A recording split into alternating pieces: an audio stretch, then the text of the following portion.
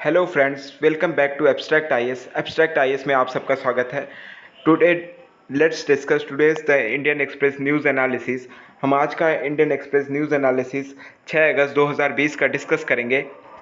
हमारी first news है 1 year of August 5 Jammu and Kashmir LG exist after talk of polls and 4G। जैसा कि कल हमने बात की थी कि अभी तक 1 साल पूरे हो गए जम्मू कश्मीर के एब्रोगेशन के, बट लेकिन अभी तक वहाँ पे 4G इंटरनेट कनेक्शन नहीं प्रोवाइड किया गया। वहाँ अभी भी लोग 2G में काम करते हैं। तो वहाँ के जम्मू कश्मीर के लेफ्टिनेंट गवर्नर ने GC मुर्मू ने अपनी जॉब को लेफ्ट कर दिया है इन अ सडन डेवलपमेंट, और उनको CAG बना दिया गया है। In a sudden development, Girish Chandra Murmu, who took oath as the first Lieutenant Governor of Jammu and Kashmir on October 31, 2019, resigned Wednesday. Exactly a year ago, on August 5, 2019, the centre had abrogated the special status of a erstwhile state and decided to bifurcate it into two union territories. According to senior government sources, Murmu submitted his resignation to the President of India. तो President of India को इन्होंने अपना resignation, तो आपको ये पता होना चाहिए कि जो लेफ्टिनेंट गवर्नर की जो अपॉइंट करता है वो भी प्रेसिडेंट करता है। अगर वो रेजिग्नेशन भी देंगे तो प्रेसिडेंट ऑफ इंडिया को देंगे। ओके, थोड़ा सा हम देख लेते हैं लेफ्टिनेंट गवर्नर के बारे में। एज पर आर्टिकल 239 इसकी बात करता है, every union territory in India shall be administered by the president of India through an administrator to be appointed by him. बोल रहा है कि every union territory in India, India के सारे यूनियन टेरिटरी को कौन एडमिनिस्ट्रेटेड करता है? President of India through an administrator. वो अपना एडमिनिस्ट्रेटर वहां बैठाता है, जिसको हम क्या बोलते हैं? Lieutenant governor. Lieutenant governor is an administrator and not an constitutional head like governor of state. वो एक एडमिनिस्ट्रेटर होता है लेफ्टिनेंट गवर्नर, ना कि कॉन्स्टिट्यूशनल हेड होता है गवर्नर ऑफ स्टेट्स के पास।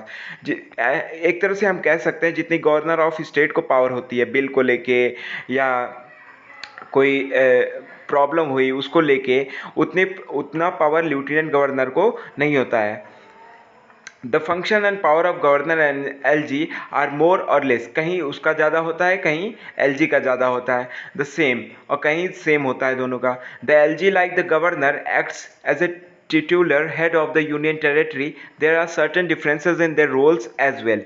तो एक नाम मात्र का हेड बोला जाता है इसको, किसको?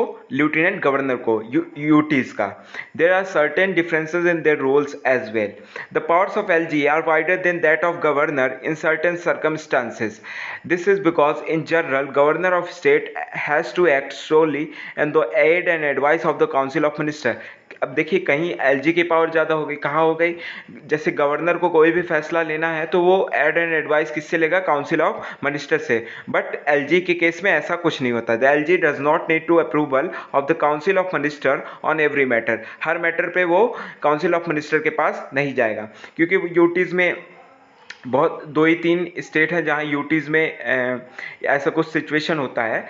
हमारे नेक्स्ट लेफ्टिनेंट गवर्नर बने हैं जम्मू कश्मीर के Manoj Sinha and GC Murmu appointed as CAG। इनको कंट्रोलर एंड ऑडिटर जनरल बनाया गया है GC मुर्मू को। Okay, hope you get clarity regarding this. ये हमारा फर्स्ट न्यूज़ था। नेक्स्ट न्यूज़ इज और related to China and Jammu and Kashmir disputes. जो चाइना और जम्मू कश्मीर का चल रहा है उससे रिलेटेड है। तो first we come to editorial page about an important editorial related to MNREGA's during कोविड-19। तो कोविड-19 में मनरेगा का क्या हाल है ये हम देखते हैं। With MNREGA's help it is help to mitigate increase rural distress due to COVID. Now focus on getting people back to normal work. Okay, तो यहाँ ऑथर का कहना है कि मनरेगा ने हेल्प किया है लोगों को, रूरल डिस्ट्रेस से बचाया है। रूरल डिस्ट्रेस से बचाना मतलब उनको फाइनेंशियल थोड़ा सा सपोर्ट मिला है लोगों को, क्योंकि जॉब प्रोवाइड हुई है। The MNREGA has created 153.16 crore person days of employment during April and July.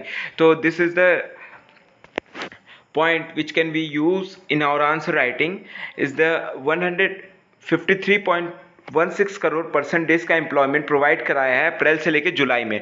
Not only in this way higher than the 107.24 percentage for the corresponding 4 month of last fiscal, but also significant compared to the 267.96 crore and 265.35 crore percentage generated in the whole of 2018-19 and 19-20। तो जैसे 18-19 में देख सकते हैं आप 267.96 crore percentage employment हुआ था, तो यहाँ भी उतना कम नहीं हुआ है, मतलब कुछ 2 करोड़ के लगभग कम हुआ है।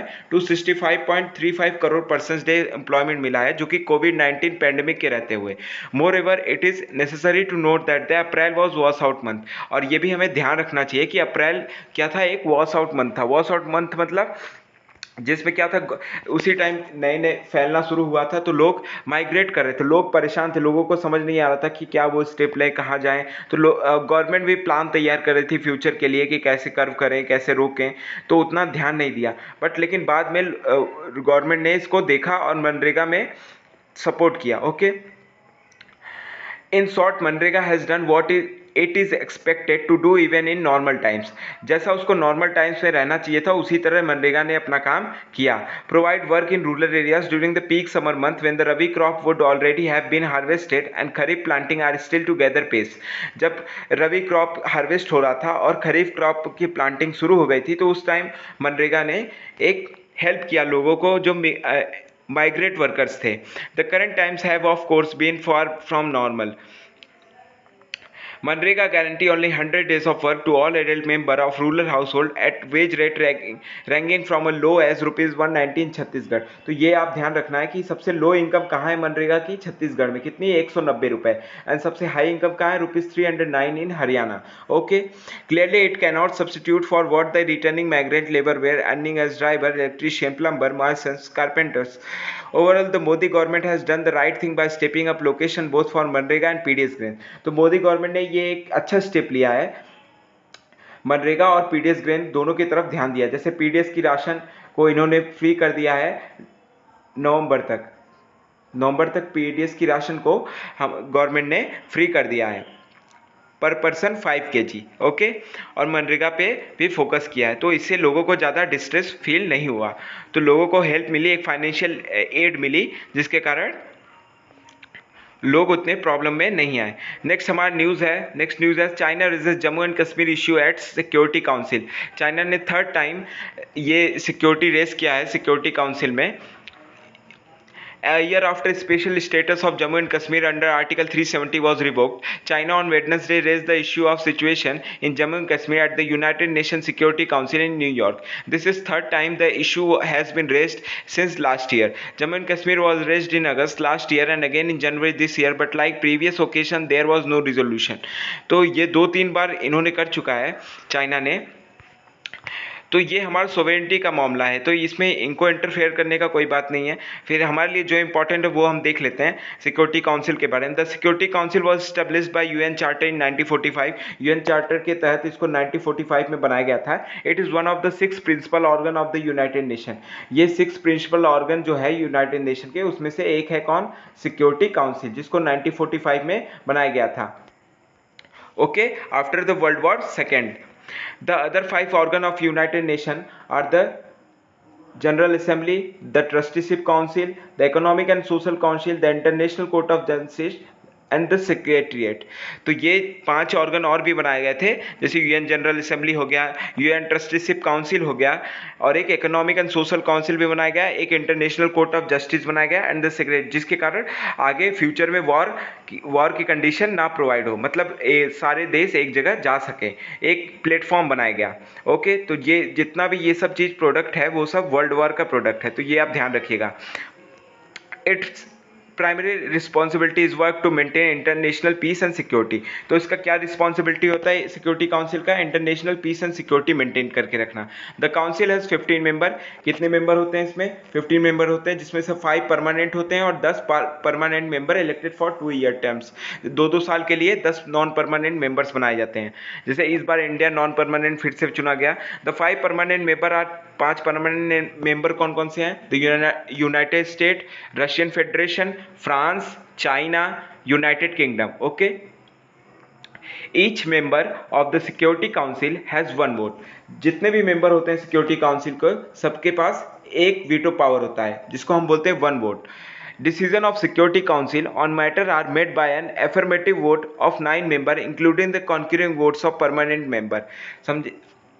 इसका ये मतलब हुआ कि कोई भी सिक्योरिटी काउंसिल अगर किसी के, मान लो कि इंडिया के ये जम्मू कश्मीर, अब क्या होगा अगर 15 में से 9 मेंबर इंडिया के फेवर में हो गए, 9 मेंबर नॉन परमानेंट इंडिया के फेवर में होगा और 2-3 परमानेंट मेंबर भी इंडिया के फेवर में हो गए, तो क्या होगा, ये चीज को माना नहीं जाएगा।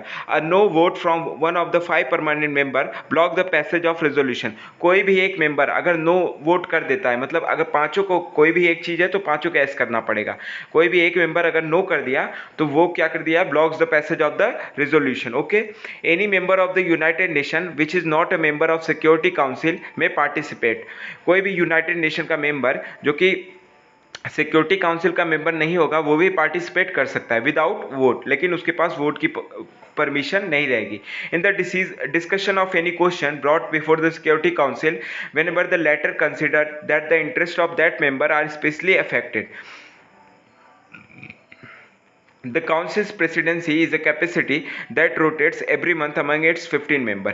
काउंसिल प्रेसिडेंसी हमेशा कभी इंडिया कभी तो उसके 15 मेंबर के बदलती रहती है। The council is headquarter eight New York. New York में सिक्योरिटी काउंसिल का हेडक्वार्टर है, ध्यान रखिएगा। और आईसीजे का कहाँ है, जिनेवा में। तो ये सब आप हेडक्वार्टर याद रखिएगा। Hope you get clarity regarding this security council, ये हमारे लिए इंपॉर्टेंट था। नेक्स्ट और news is Lebanon confronts Beirut devastation. जैसा कि बेरियट में एटलीस्ट 135 डेड हो गए हैं and more than 5000 bounded after explosion. वहाँ पे एक एमोनियम नाइट्रेट का एक्सप्लोजन हुआ है जो बहुत दिन से पड़ा हुआ था, जो कि अचानक से वहाँ पे काफ़ी डिस्ट्रक्शन हुआ है, काफ़ी लोगों को नुकसान पहुँचा है, काफ़ी लोग मारे भी गए हैं। Sri Lanka election sees higher voter turnout despite कोविड-19 फियर्स। तो श्रीलंका में वोटिंग होने वाली है। Trump encourages mail voting in Florida but sues in Nevada. और आज 6 अगस्त है 2020 और आज 6 अगस्त 1945 को ही हिरोशिमा एंड नागासाकी में एटम बम गिरा हुआ था। आपको पता होना चाहिए, हिरोशिमा में 6 अगस्त 1945 को, जिसके बाद वर्ल्ड वॉर को एंड करना पड़ा, जापान को सरेंडर करना पड़ा था। Okay, next our news is share of external financing of physical deficient jumps 325% in qualifier 1 of financial year 21। The share of external financing has jumped to 4.5% in qualifier 1 financial year 21 from 1.6% in the same quarter last fiscal as per as care rating reports। okay, तो हमारे लिए जो important news है वो physical deficient के बारे में। what is physical deficient? वो it is difference between the revenue receipt plus non debt capital receipt and the total expenditure। क्या होता है, fiscal deficit is the difference है, डिफरेंस बिटवीन क्या है, रेवेन्यू रिसिप्ट प्लस नॉन डेप्ट capital receipt and the total expenditure, जितना expenditure government का खर्चा हुआ। In other word fiscal deficit is reflective of the total borrowing requirement for government. मतलब एक तरह से हम सिंपल वर्ड में फिजिकल डेफिशिएंट को कह सकते हैं कि जो हमारे सरकार का उधार है, जो उधार सरकार ने अभी है सरकार के पास, वही हमारा फिजिकल डेफिशिएंट है। What is significance of fiscal deficit? Fiscal deficit का सिग्निफिकेंस क्या होता है? In the economy there is a limited pool of investable savings. This savings are used by financial institution like banks to lend to private businesses both big and small and the governments. ये एक help करता है हमें investable savings में। This savings are used by financial institution. Financial institution इस savings को use करते हैं, जैसे कि बैंक हो गए, प्राइवेट बिजनेसेस हो गए, गवर्नमेंट भी यूज़ करती है। If the fiscal deficit ratio is too high it implies that there is a lesser amount of money left in the market for private entrepreneurs and businesses to borrow. अगर fiscal deficit का ratio क्या है, वो high है, मतलब ज़्यादा rate है fiscal deficit का, तो क्या होगा कि इससे एक चीज़ पता चलती है कि मार्केट में जो मनी है वो मनी का फ्लो है वो काफ़ी कम हो गया है। Lesser amount of money in turns leads to higher rate of interest charge on such lending. तो जब पैसे कम हो जाएंगे मार्केट में तो लोग अच्छे मतलब ज़्यादा रेट में, जैसे 1,000 रुपये 2% में देते थे तो अब 1,000 रुपये 4% में देंगे, मतलब इंटरेस्ट रेट हाई हो जाएगा। So simply put, a higher fiscal deficit means higher borrowing by the government. जितना ज़्यादा फिजिकल डेफिसिट होगा उतना ज़्यादा गवर्नमेंट की बोरोइंग होगी, which in turn means higher interest rate in the economy, और इकॉनमी में भी हमारे इंटरेस्ट रेट हाई होगा। A high physical deficit and higher interest rate would also mean that effort of the Reserve Bank of India to reduce interest rate are under. तो ये एक मतलब negative point माना जाता है कि फिजिकल डेफिसिट को हमेशा गवर्नमेंट को कम करके रखना चाहिए। Okay, thank you today's for, hope you get clarity regarding all this news. तो आज का हम न्यूज़ डिस्कशन, अगर आपको वीडियो पसंद आती है तो आप लाइक करें and subscribe and share also. Thank you.